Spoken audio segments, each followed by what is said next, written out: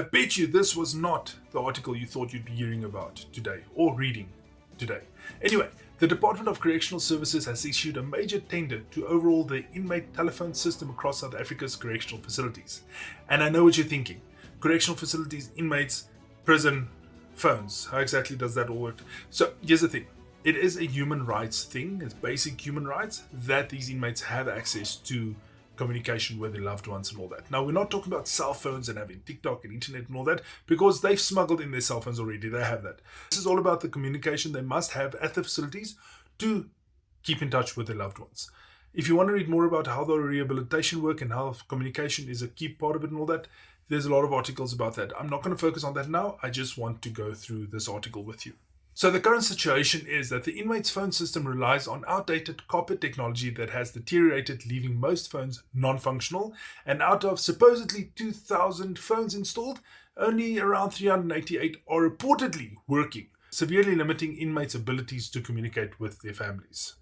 And that's where the tender thing comes in. So the tender calls for a new inmate communication system under a 15-year contract, with pricing required for calls to major networks and regional variations like Telkom, Vodacom, and so forth. Okay. So the system must also be robust, tamper-resistant, and integrated with inmate cash accounts for airtime management.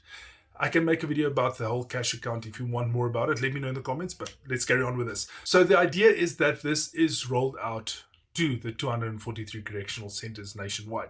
And yes, there are 243 correctional centers around South Africa, with over 166,000 inmates currently residing in them. And now for the challenges. Okay, so the department blames Telkom's phasing out of copper infrastructure for service outages. And Telkom actually did dispute the claim that 80% of the prison phones are broken, and says it is actively migrating services to fibre and wireless solutions, which will obviously improve the quality.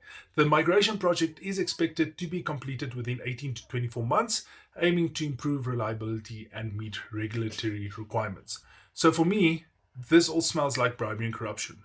We are the bribery and corruption capital of the world, South Africa.